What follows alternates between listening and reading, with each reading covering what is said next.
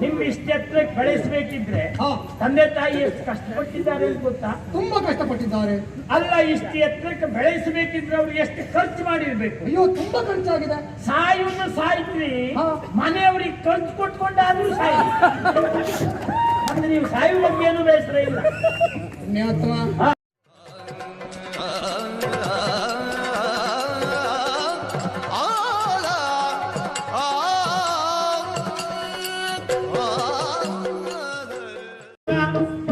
ನಮ್ಮ ಕೆಲಸದವರು ಹಣೆ ಬರುವೆ ಹಾಗೆ.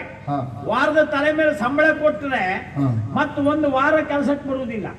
ಅದೇ ಹಣ ಖರ್ಚಾದ್ಮೇಲೆ ನಾವು ಕರೆಬೇಕು ಅಂತಿಲ್ಲ, ಅವ್ರ ಭಾಗ ಬಂದು ನೋಡಿ ನೀರಿನಲ್ಲಿ ಮುಳುಗ್ತಾ ಇದ್ದಾರೆ ಹೊಯ್ಗಿ ತೆಗಿಲಿಕ್ಕೆ. ಹಾಗಂತ ಕೆಲಸದವ್ರು ಹೀಗೆ ಮಾಡಿದ್ರು ನಾವು ಅವ್ರ ಕೈಕಾಲು ಹಿಡ್ಕೊಳ್ಬೇಕೆ ಬಿಟ್ರೆ ಮಾತಾಡ್ಲಿಕ್ಕಿಲ್ಲ. ಯಾಕೆ? ಆಡಳಿತ ವರ್ಗದವ್ರು ಉಂಟಲ್ಲ, ಬಡತನದ ರೇಖೆಯಿಂದ ಕೆಳಗಿದ್ದವ್ರನ್ನ ಮೇಲ್ ತರಬೇಕು ಅಂತ ಅಕ್ಕಿ ಬೇಳೆ ಕೊಟ್ಟು ಸರ್ವನಾಶ ಮಾಡಾಕಿದ್ರು ಅಂತ ಮೊನ್ನೆವರೆಗೆ ಹೇಳ್ತಿದ್ದೆ ನಾನು. ಈ ವರ್ಷ ಹೇಳೋದಿಲ್ಲ. ಇಲ್ಲೇ ಹೋದ್ರೆ ನಾನು ಮೊನ್ನೆ ತಿನ್ಬೇಕು. ಈ ವರ್ಷದ ಪರಿಸ್ಥಿತಿಲಿ ಅಕ್ಕಿ ಬೇಳೆ ಕೊಡ್ಲಿಲ್ಲ ಅಂದ್ರೆ ಲೆಕ್ಕ ಹಾಕಿ ಮೊದ್ಲು ಹೇಳ್ತಿದ್ದೆ ನಾನು ಈ ಮಾತನ್ನು. ಈಗ ಯಥಾರ್ಥಕ್ಕೆ ಹೇಳ್ತೇನೆ, ಆ ಕೊಟ್ಟವನಿಗೆ ಧನ್ಯವಾದ ಹೇಳಬೇಕೆ ಬಿಟ್ಟರೆ ಬೇರೆ ಅಂತದ್ದು ಹೇಳಲಿಕ್ಕಿಲ್ಲ. ಅದು ಕೆಲವೊಂದು ಅನುಭವಕ್ಕೆ ಬಂದ ಮೇಲೆ ಗೊತ್ತಾಗುವುದೇ ಬಿಟ್ಟರೆ ಮೊದಲು ಗೊತ್ತಾಗುವುದಿಲ್ಲ. ಯಾವಾಗ 9 ತಿಂಗಳ ಮನೆಯಲ್ಲಿ ಕೂತ ನೀನು ಅಂತ್ಯೋದಯದಲ್ಲೇ ಇದ್ದೆ. ಅಲ್ಲ, ನೀವು ಪಾಪ ಅದ್ರ ಮೇಲೆ ಇದ್ರಲ್ಲ. ಕೊಟ್ಟರದ್ದು ಆಸೆಗೆ ಹೇಳಿ ತಗೊಂಡು ಹೋಗ್ತೀರಿ. ನಿಮ್ದೆ ಅಂತ ಹಣೆ ಬರ ನನಗೆ ಗೊತ್ತಿಲ್ಲ. ನಮಗೆ ಮತ್ತೆಂತ ದೋಸೆಗೆ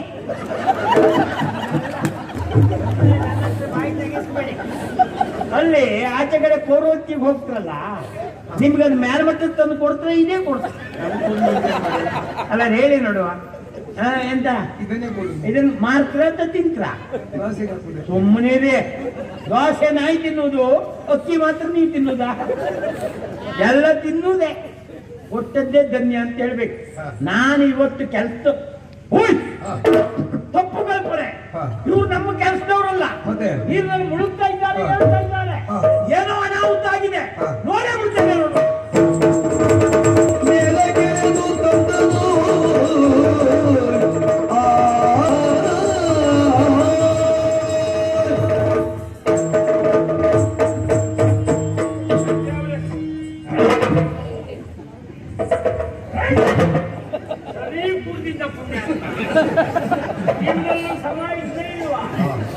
ಕಲ್ಲು ಕಟ್ಟು ಮುಳುಗಿಸಿದಾಗತ್ತು ಸರಿ ಕುಡ್ದ ಏನೇ ಆಗಿ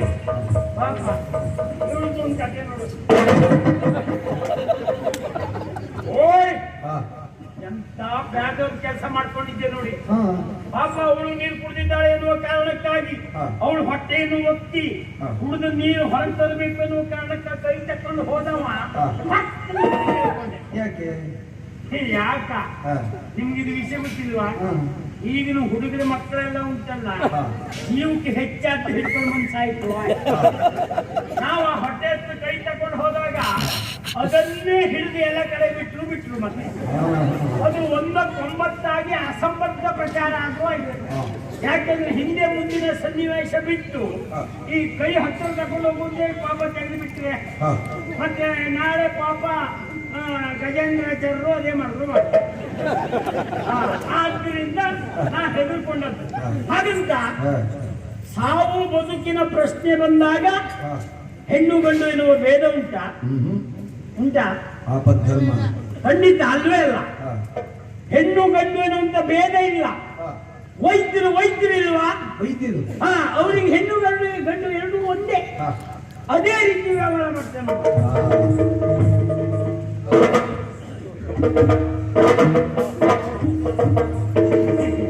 ನಾನು ವೈದ್ಯ ಬಿಟ್ಟರೆ ಬೇರೆ ಅಂತ ಇಲ್ಲ. ನಾನೇ ಯಾಕಪ್ಪ ಬದುಕಿಸಿದ? ಏನೋ ಈ ವರ್ಷ ಆದ್ರೂ ಹೆಸರು ಬಂದು ತೊಂದು ಮಾಡ್ದೆ. ನಮ್ಮ ಹಣೆ ಬರಕ್ಕೆ ಇದೇ ಬಿಟ್ಟರೆ ಬೇರೆ ಅಂತ ಯಾಕಪ್ಪ?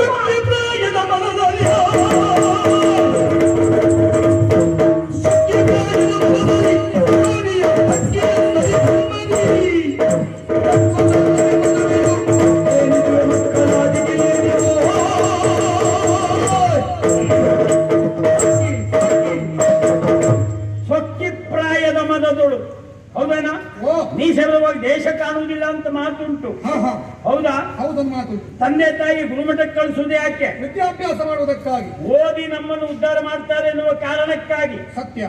ಅನುಕೂಲ ಇದ್ದವರು ಎಂತ ಗುರುಮಠಕ್ಕೆ ಬೇಕಿದ್ರು ಕಳಿಸ್ತಾರೆ. ಹೌದು. ದೊಡ್ಡ ವಿಷಯ ಅಲ್ಲ. ಅದೇ ಬಡವರು ಹಾ. ಯಾರ್ಯಾರ ಮನೆ ಮುಸೆ ತಿಕ್ಕಿ ಆದ್ರೂ ತಾಯಿ ತನ್ನ ಮಕ್ಕಳು ಒಳ್ಳೇದಾಗ್ಲಿ ಅಂತ ಗುರುಮಠಕ್ಕೆ ಕಳಿಸ್ತಾಳೆ, ಹೌದಾ? ಆದ್ರೆ ನೀವು ಗುರುಮಠಕ್ಕೆ ಹೋದ್ರೆ ನೀವು ಮಾಡೋದು ಇದೇ ಅಲ್ವಾ? 12 ವರ್ಷ ಆಯ್ತಾ ನಿಮ್ ಕಾರ್ಯಕ್ರಮ ಶುರುವಾಯ್ತು. ಯಾವುದು? ಮತ್ತೆ ದೇಶೋದ್ಧಾರ ಅಲ್ಲ, ಮತ್ತೆ ಪ್ರೀತಿ ಪ್ರೇಮ. ನಿಮ್ಮ ಪ್ರೀತಿ ಪ್ರೇಮಕ್ಕೆ ಅದು ಕುರುಡೋದು. ಜಾತಿ ಗೋತ್ರ ಯಾವುದು ಬೇಡ. ಹೆಣ್ಣು ಮುಂದೆ ಹೋಗ್ತಿದ್ದು ಸಾಕು ಪುಸ್ತಕ ಹಿಡ್ಕೊಂಡು. ಗಂಡು ಹುಡುಗ ಹಿಂದೆ ಹೋಗುದು. ಹೋಗುವಾಗ ಅವ್ನು ಬೇರೆ ಕೆಲಸ ಇಲ್ಲ, ಅವಳು ಹಿಂದೆ ತಿರ್ಬೋದು. ಎಲ್ಲಾದ್ರೂ ಪುಸ್ತಕ ಕೈ ತಪ್ಪಿ ಕೆಳಗೆ ಬಿತ್ತ, ಅಯ್ಯೋ ಇವು ಒಂದು ಚುರುಕಾಗೆ ಬಿಟ್ಟ. ಹೋಗಿ ಅದನ್ನು ಹಿಡಿದು ಎತ್ತು ಕೊಟ್ಟ. ಸ್ವಯಂ ಸೇವಕ ಪಾಪ, ಯಾವ ಸ್ವಾರ್ಥ ಇಲ್ಲದೆ ಕೆಲಸ ಮಾಡುವ ಹಾಗೆ ಕೊಟ್ಟರು. ಕಣ್ಣು ಕಣ್ಣು ಒಂದಾಯ್ತು. ನಿಮ್ಮಲ್ಲಿ ಪ್ರೀತಿ ಪ್ರಾರಂಭ ಆಯ್ತು. ಹಾಗಾಗಿ ಹೇಳಿದ್ದು ಪ್ರೀತಿ ಪ್ರೇಮಕ್ಕೆ ಬಲವಾದ ಕಾರಣ ಬೇಡ. ಈ ಹೆಣ್ಮಕ್ಳು ಹಾಗೆ ಬೆಕ್ಕಡ್ಡ ಬಂದ್ರು ಸಾಕು, ಹುಲಿ ಅಲ್ಲ. ಬೆಕ್ಕ ಬಂದ್ರು ಅಯ್ಯೋ ಬಬ್ಬೆ ಹಾಕುದು. ಎಲ್ಲಿ ಒಳಗೆ ಅಂತ ಹೇಳಿದ್ರೆ ಒಂದು ಹಲ್ಲಿ ಬಿದ್ದು ಕುಣಿಯುವುದು. ಆಗ ನೀವು ನಿಮ್ಮಂತ ದೊಡ್ಡ ಹಿಡ್ಕೊಂಡು ಎಂತದ್ದು ಎಲ್ಲಿ ಬೇರೆ ಕಡೆ ಅಲ್ಲ, ಈ ಹೆಣ್ಮಕ್ಳು ಇದ್ದಲ್ಲಿ ಮಾತ್ರ ಅಲ್ಲೇ ನಿಮ್ಮ ಪ್ರೀತಿ ಪ್ರೇಮ. ಜಾತಿ ಕುಲ ಗೊತ್ತು ನೋಡಿದ್ರೆ ಪ್ರೇಮಿಸುವ ಸತ್ಯ. ನಾಳೆ ಏನಾದ್ರೂ ಹೆಚ್ಚು ಕಡಿಮೆ ಆಯ್ತು ಅಂತ ಆದ್ರೆ ಹೊಗ್ಗಿನ ಪ್ರೇಮಿಗಳ ಆತ್ಮಹತ್ಯೆ. ಹೊಳೆಗೆ ಬಿದ್ದು ಸಾಯುವುದು ಬಿಟ್ರೆ ಬೇರೆ ದಾರಿ ಇಲ್ಲ. ಹೌದೇನಾ? ನಿಮ್ ಇಷ್ಟೆತ್ರ ಬೆಳೆಸಬೇಕಿದ್ರೆ ತಂದೆ ತಾಯಿ ಎಷ್ಟು ಕಷ್ಟಪಟ್ಟಿದ್ದಾರೆ ಅಂತ ಗೊತ್ತಾ? ತುಂಬಾ ಕಷ್ಟಪಟ್ಟಿದ್ದಾರೆ. ಅಲ್ಲ, ಇಷ್ಟು ಎತ್ತರಕ್ಕೆ ಬೆಳೆಸಬೇಕಿದ್ರೆ ಅವ್ರು ಎಷ್ಟು ಖರ್ಚು ಮಾಡಿರ್ಬೇಕು. ಅಯ್ಯೋ, ತುಂಬಾ ಖರ್ಚಾಗಿದೆ. ಸಾಯುವುದು ಸಾಯ್ತ್ರಿ, ಮನೆಯವ್ರಿಗೆ ಖರ್ಚು ಕೊಟ್ಕೊಂಡಾದ್ರೂ ಸಾಯಿ. ಅಂದ್ರೆ ನೀವು ಸಾಯುವ ಬಗ್ಗೆ ಏನು ಬೇಸರ ಇಲ್ಲ. ನಿನಗೆ ಎಷ್ಟು ಕೃತಜ್ಞತೆ ಆದ್ರೂ ಸಾಕಾಗ್ಲಿಕ್ಕಿಲ್ಲ. ಬೈದಕ್ಕ ಅಲ್ಲಪ್ಪ, ನಮ್ಮ ಪ್ರಾಣವನ್ನ ಕಾಪಾಡಿದ ದಾತಾರ ನಿಧಿಯ ನೀನು. ಅದೊಂದೌದು ಅಲ್ವಾ? ನೀರಿಗೆ ಬಿದ್ದವ್ರನ್ನ ಎತ್ಕೊಂಡು ಬರಬೇಕು ಅಂತ ಆದ್ರಷ್ಟು ಸುಲಭದ ವಿಷಯ ಅಲ್ಲ. ಸುಲಭ ಅಲ್ಲ. ಯಾಕೆಂದ್ರೆ ನೀರಿಗೆ ಬಿದ್ದವರಿಗೆ ಎಲ್ಲಿ ಕೈ ಹಾಕ್ಬೇಕು ಎನ್ನುವುದುಂಟು. ಹೌದು. ನಾನು ನಿಜವಾಗಿ ಎಲ್ಲಿ ಕೈ ಹಾಕ್ಬೇಕು ಅಲ್ಲೇ ಕೈ ಹಾಕಿದ್ದೆ. ಎಲ್ಲಿ ಕೈ? ಬಂದು ಇಬ್ರು ಜುಟ್ಟಕ್ಕೆ ಕೈ ಹಾಕಿದ್ದೆ. ಇಲ್ಲೇ ಕೆಲಸ ಮಾಡಿದ್ದೀಯ. ಇಲ್ಲ ಅಂತ ಆದ್ರೆ ನಮ್ಮನ್ನೇ ಅಪ್ಪಿಕೊಂಡು ನಮ್ಮನ್ನೇ ಮುಳುಗಿಸಿ ಕೊಂದ್ರು. ಹಾಗಾಗಿ ಜುಟ್ಟಕ್ಕೆ ಕೈ ಹಾಕಿ ಎತ್ತಿದ್ರು. ಜುಟ್ಟಕ್ಕೆ ಕೈ ಹಾಕಿ ನಮ್ಮನ್ನೇನೋ ಎತ್ತಿದ್ರಿ. ನೀವು ಹೇಗೆ ಮೇಲೆ ಬಂದ್ರಿ? ಬಿಗು ಪ್ರಶ್ನೆ. ಯಾಕೆಂದ್ರೆ ಇವಳಿಗೆ ನೀರಿಗೆ ಬೀಳುವಾಗ ಗೊತ್ತಿರ್ಲಿಲ್ಲ. ಈಗ ನೀವು ಹೇಗೆ ಮೇಲೆ ಬಂದ್ರಿ? ಹೌದೇನೆ? ನಿನಗೆ ನೀಳವಾದ ಜಡೆ ಇತ್ತ, ನನಗೆ ಅನುಕೂಲ ಆಯ್ತು. ಅದನ್ನು ಇಲ್ಲಿ ಸಿಕ್ಕಿಸಿ ಎದ್ದು ಕಟ್ಕೊಂಡೆ. ಅವನದ್ದು ಜೂತೆ ಕೈಯಾಗ ಬಾಯಲ್ಲೇ ಕಟ್ಕೊಂಡೆ. ಅಂತೂ ಈ ಜಾಡಿ ಮೇಲೆ ಬಂದೆ. ಹಾಗಾಗಿ ನಾ ಇವತ್ತಿನ ಮೇಲೆ ನಿಮ್ಮಂತೆ ಹೆಣ್ಮಕ್ಳಿಗೆ ಹೇಳುವುದು ಒಂದೇ, ಹೆಣ್ಣಾದವಳು ಯಾವತ್ತು ನೀಳವಾದ ಜಡೆ ಬಿಡಬೇಕು. ಆದ್ರೆ ಈಗಿನ ಹೆಣ್ಮಕ್ಳೆಲ್ಲ ಅಲ್ಲಲ್ಲೇ ಕತ್ತರಿಸ್ಕೊಳ್ತಾರೆ. ಅವ್ರ ಪರಿಸ್ಥಿತಿ ನೀರಿಗೆ ಬಿದ್ದರೆ ಗಂಭೀರವೇ. ಆಗ ನಮ್ಗೆ ಎಲ್ಲಿ ಕೈ ಹಾಕುದು ಅನ್ನೋದು ನಮಗೂ ಸಮಸ್ಯೆ. ಕಷ್ಟ. ನಿನ್ನಾಗೆ ಉದ್ದದ ಜಡೆ ಇದ್ರೆ ಇಲ್ಲ. ಹಾಗೆ ಎತ್ಕೊಂಡು ಬಂದದ್ದು ನಾನು. ನೀನ್ ಹೇಳಿ ಸತ್ಯವೇ. ಪ್ರಪಂಚದಲ್ಲಿ ಪ್ರೇಮಿಗಳು ಮಾಡುವುದೇ ಹಾಗೆ. ಮರ್ಯಾದೆ ಆಗುವ ಪ್ರಸಂಗವನ್ನು ಬಂತ ಕೆರೆ ಬಾವಿ ನೋಡುವುದು, ಆತ್ಮಹತ್ಯೆ ಮಾಡಿಕೊಳ್ಳುವುದು ಅಲ್ವಾ? ಹಾಗಂತ ಇಲ್ಲಿ ನಾವಿಬ್ಬರು ಪ್ರೇಮಿಗಳಲ್ಲ. ಮತ್ತೆ ನೀವು ಎಲ್ಲಿ ಪ್ರೇಮಿಗಳು? ನಮ್ಮಲ್ಲಿ ಆ ಸಂಬಂಧವೇ ಇಲ್ಲ. ಪ್ರೇಮದ ಸಂಬಂಧವೇ ಇಲ್ಲ. ನಾವು ಪ್ರೇಮಿಗಳಲ್ಲ, ಪರಸ್ಪರ ಪ್ರೇಮಿಗಳಲ್ಲ. ಅಲ್ಲವೇ ಅಲ್ಲ. ಮತ್ತೆ ನೀರಿಗೆ ಬಿದ್ದದ್ದು ಜೀವನದ ಮೇಲೆ ಜಿಗುಪ್ತ ಬಂದು ನಾನು ನೀರಿಗೆ ಹಾರಿದ್ದಲ್ಲವೇ ಅಲ್ಲ. ಅದು ಅಲ್ವಾ? ನಾನು ಹಾರಿದ್ದಲ್ಲ, ಇದು ದೂಡಿದ್ದು. ಯಾರು? ಒಂದು ಪ್ರಕರಣ ಆಯ್ತಲ್ಲ, ಮದುವೆ ಪ್ರಕರಣ. ಏನು? ವಿಜಯ ಸಿಂಹ. ಕೇಳಿದ್ದೇನೆ. ಹೌದು, ಅದು ಅನ್ಯಾಯ ಆಗುತ್ತಾ ಇದೆ ಅಂತ ನಾನು ವಿರೋಧಿಸುವುದಕ್ಕೆ ಮುಂದಾದೆ. ವಿರೋಧಿಸಿದ ಪ್ರಕರಣ ನನಗೂ ಚಂದ್ರಮೋಹನಿಗೆ ಯುದ್ಧವೇ ಸಂಘಟಿಸಿತು. ಆ ವೇಳೆಯಲ್ಲಿ ವಿಜಯ ಸಿಂಹ ಅನ್ನುವ ಬೆಂಗಳಿಯಲ್ಲಿ ಬಂದು ನನ್ನ ಕರವನ್ನ ಕಟ್ಟಿ ಕಾಣುತ್ತಿರುವಂತಹ ಮಾತಂಗಿ ನದಿಗೆ ನನ್ನನ್ನು ದೂಡಿದ. ಓ, ಅವ ದೂಡಿದ್ದು ನೀ ಹಾರಿದ್ದ? ನಾನು ಹಾರಿದ್ದಲ್ಲ. ನಿನ್ನದ್ದು ಹೀಗೆ, ನನ್ನದ್ದು ಹೀಗೆ, ಇವಳದ್ದು ಹೇಗೆ ನೋಡುವ? ಏನೋ ಗೊತ್ತಿಲ್ಲ. ನಾನೇ ಓಡಿ ಹೋಗಿ ನದಿಗೆ ಹಾರಿದವಳು. ಅದ್ಭುತ, ವಿಶ್ವ ದಾಖಲೆ ಮಾಡಿಬಿಟ್ಟೆ. ಯಾಕೆ ಅಂತ ಹೇಳಿದ್ರೆ ಇವತ್ತು ದಾಖಲೆ ಪೂರ್ತಿ ಹೆಣ್ಮಕ್ಳೆ. ಕಡಿಮೆ ಚಿನ್ನದ ಪದಕ ಅಲ್ಲ ಅವರಿಗೆ, ಗಂಡು ಮಕ್ಕಳಿಗೆ. ಅವರಿಗೆಲ್ಲ ಪುರುಸೊತ್ತುಂಟು ಪಾಪ. ನಮಗೆ ಪುರುಸೊತ್ತಿದ್ರೆ ನಾವು ದಾಖಲೆ ಮಾಡ್ತಿದ್ದು, ನಮಗೆ ಪುರುಸೊತ್ತೇ ಇಲ್ಲ. ಹೌದಲ್ಲ? ನೀರಿಗೆ ಓಡೋಗಿ ಹಾರಿದ್ದ. ಹೌದು. ಯಾಕೆ? ಪ್ರಾಣ ಕಳೆದುಕೊಳ್ಳುವುದಕ್ಕಾಗಿ. ಪ್ರಾಣ? ಹೌದು. ಅಂದ್ರೆ ಅಂಥದ್ದು ಏನಾಯ್ತು ಅಂತ ಗೊತ್ತಾಗ್ಲಿಲ್ಲ. ವಿಜಯ ಶಿವನನ್ನು ಬಲಾತ್ಕರಿಸುವುದಕ್ಕೆ ಮುಂದಾದ. ಅವನಿಂದ ಹೇಗಾದರೂ ತಪ್ಪಿಸಿಕೊಳ್ಳಬೇಕು, ಮಾನ ಉಳಿಸಿಕೊಳ್ಳಬೇಕೆಂಬ ಕಾರಣಕ್ಕಾಗಿ ಪ್ರಾಣ ಹೋದ್ರೂ ತೊಂದರೆ ಇಲ್ಲ ಅಂತ ನೀರಿಗೆ ಹಾರಿಬಿಟ್ಟೆ. ಅದ್ಭುತ. ಪ್ರಪಂಚದಲ್ಲಿ ಇಂಥವ್ರು ಸಿಗ್ಲಿಕ್ಕಿಲ್ಲ. ಇಲ್ಲಪ್ಪ. ಇದಕ್ಕೆ ಭಾರತೀಯ ನಾರಿ ಅಂತ ಹೇಳುವುದು. ನಮ್ಮ ದೇಶದ ಹೆಣ್ಮಕ್ಳು ಗುಣ ನೋಡು. ಸಂದರ್ಭ ಬಂತು ಅಂತ ಆದ್ರೆ ಪ್ರಾಣ ಹೋದ್ರೂ ಅಡ್ಡಿಲ್ಲ, ಮಾನ ಹೋಗ್ಬಾರ್ದು. ಮುಖ್ಯ. ಈ ಗುಣ ಇದ್ದದ್ದು ನಮ್ಮ ಭಾರತೀಯ ನಾರಿಯರಲ್ಲೇ. ಆದ್ರೆ ಬಲಾತ್ಕಾರ ಹೆಚ್ಚಾದ್ದು ನಮ್ಮ ದೇಶದಲ್ಲೇ. ಕಾರಣ ಈ ಹೆಣ್ಮಕ್ಳ ಬುದ್ಧಿ ಹೀಗಾದದ್ದೇ ಕಾರಣ. ನಾವು ಅದಕ್ಕೆ ಕಾರಣ. ಹೌದು. ಹೇಗೆ? ಈಗ ನೀನು ಸತ್ರು ಒಡ್ಡಿಲ್ಲ ಎನ್ನುವ ತೀರ್ಮಾನ ಮಾಡಿದ್ಯಾ? ಹೌದು. ನೀನಿಗಾದಕ್ಕೆ ಸಾಯ್ಲಿಕ್ಕೆ. ಬಲಾತ್ಕಾರಕ್ಕೆ ಅವ ಬಂದಾಗ ಕೈಗೆ ಸಿಕ್ಕ ಕಲ್ಲು ಎತ್ತ ಅವನು ಮುಸುಡಿ ಬಾರಿಸದೆ. 4 ಜನ ಗಂಡು ಮಕ್ಕಳಿಗೆ ಹೀಗಾಗ್ಲಿ, 5ನೇ ಗಂಡು ಮಗ ವಿಚಾರ ಮಾಡ್ತಾ. ಈಗ ಹೆಣ್ಣು ಮಕ್ಕಳು ನಾವು ತಿಳ್ಕೊಳ್ಳಾಗಿಲ್ಲ ಪುಣ್ಯಾತ್ಮ. ಬಲಾತ್ಕಾರಕ್ಕೆ ಹೋದ್ರೆ ನಮ್ಮ ಮುಖದ ಪರಿಚಯವೇ ನಮಗೆ ಸಿಗುವುದಿಲ್ಲ. ಆ ಲೆಕ್ಕದಾದ್ರೂ ಬಲಾತ್ಕಾರ ಕಡಿಮೆ ಆಗ್ತಿತ್ತೋ ಏನೋ. ಇದೆಲ್ಲ ಹೊಳಿಲೇ ಇಲ್ಲ. ಹೊಳೆದಿದ್ರೆ ನೀ ಹೀಗಿರ್ತಿದ್ಯಾ? ಅದು ಹೊಳೆದೇ ಇದ್ರಿಂದಲೇ ಹೀಗಾಗತ್ತೆ. ಹಾರ್ಲಿಕ್ಕೆ ನೀರಿಗೆ ಹಾರಿದ್ದಂತೆ. ಹೌದೇನೆ? ನಿನ್ ಮೇಲೆ ಬಲಾತ್ಕಾರಕ್ಕೆ ಬಂದವ ಯಾರೊಂದೇ? ವಿಜಯ ಶಿವ ಮಹಾರಾಜರ ಅಳಿಯ. ಅಂತವ ನಿನ್ನ ಮೇಲೆ ಬಲಾತ್ಕಾರಕ್ಕೆ ಬಂದನ? ಹೌದಾ? ಹೌದು. ನಿನ್ನದ್ದು ಒಂದು ಮುಖುವ. ಸತ್ಯ ಹೇಳ್ತ ಕೇಳು. ಅಲ್ವ? ನೀನೇ ನನ್ನ ಹತ್ರ ದಯವಿಟ್ಟು ಬಲಾತ್ಕಾರ ಮಾಡಿ ಅಂತ ಬೇಡಿಕೆ ಇಟ್ಟರೆ, ಕಾರಣೆ ನೀನು ನನ್ನಲ್ಲಿ ಆ ಬೇಡಿಕೆ ಇಟ್ಟರೆ, ದಯವಿಟ್ಟು ನನ್ನ ಮೇಲೆ ಬಲಾತ್ಕಾರ ಮಾಡಿ ಅಂತ ಹೇಳಿದ್ರೆ ಅದಕ್ಕಿಂತ ಹೆಚ್ಚಿಗೆ ಬಾಗಿ ನಾ ಕೈ ಮುಗಿತೆ.